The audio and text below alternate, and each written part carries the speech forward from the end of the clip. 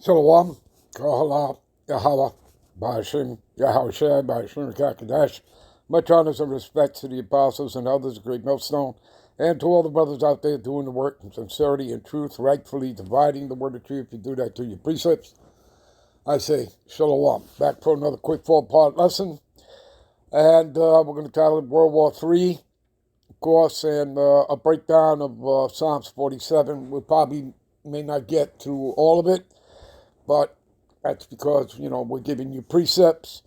So anyway, let's get started on this.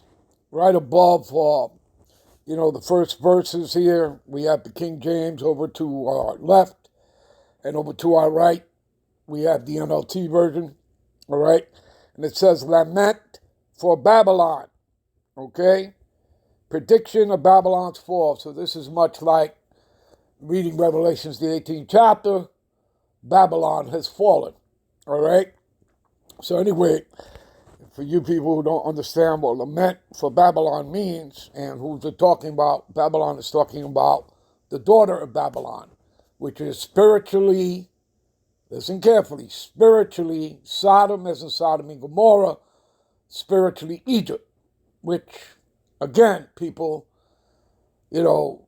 spiritually Egypt, spiritually Syria, spiritually Babylon, all those things, being the daughter of Babylon, America. It's talking about America, that it's taken on the philosophies of those nations.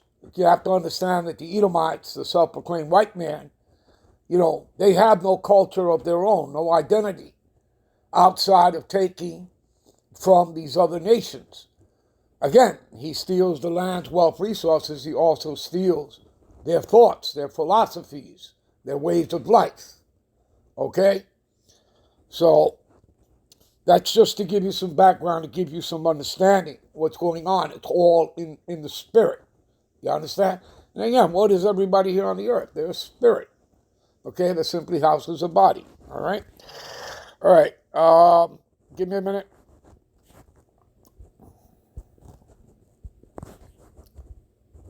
All right, this is to help those that don't understand what lament means. All right, this is in Google, the definition of lament: a passionate expression of grief or sorrow. You understand? You see? To wail, wailing. Okay, lamentation.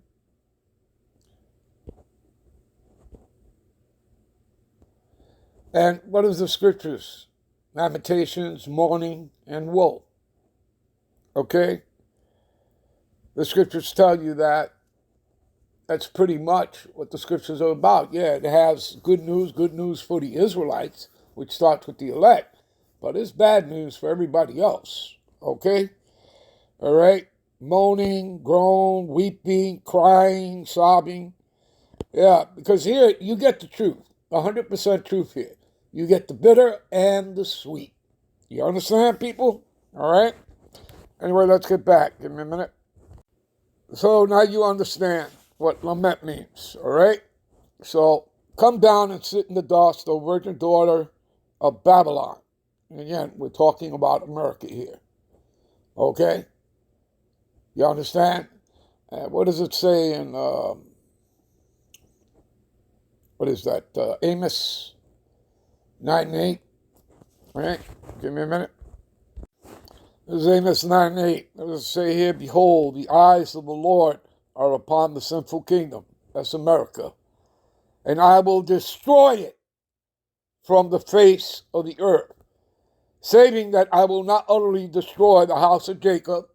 I'm not going to kill all of Jacob because, again, he's going to kill 2/3 of Israelites, which only leaves a 1/3. The 144,000, all men, 12,000 from each of the 12, plus the great multitude. That includes women and children. And that's it. Okay? That's the remnant. Okay? That's the elect. That's who he's coming back for. All right? But 2/3 of Israelites will be destroyed. All right? Pursuant to Zechariah 13:8. And 13:9 will go into the fact he's just dealing with the 1/3. All right? All right. Give me a minute. So back to Isaiah 47. So sit in the dust, O virgin daughter. Virgin because America's never been attacked. Like during World War I, World War II. America has always been intact. All right? She's never been invaded. All right? And hit by missiles or anything. Right? That's what it's talking about. All right? So sit on the ground. There is no throne. Okay? So the Lord is letting them know. There ain't going to be no throne for them. Okay? They're not going into the kingdom of being co-heirs to the kingdom with Yahushua. That's only for the Israelites. That's not for the Edomites, the self-proclaimed white man, or any of the other 16 heathen nations. Okay? So, and remember that starting with the elect, going to be the immortal God, kings and priests of the earth. And that's only for the nation of Israel. That's not for Esau, Edom, or any of the other 16 heathen nations. They'll still be human. All right? And again, that's part of our inheritance, people. For you Israelites, you Negro, Latinos, and Native Americans. Again, the Bible represents that you are the biblical Hebrew Israelites. This is about your bloodline, lineage, ethnicity, race, nationality, culture, and heritage. Anyway, you know what? We'll end this here. We'll be right back with parts 2, 3, and 4. Shalom.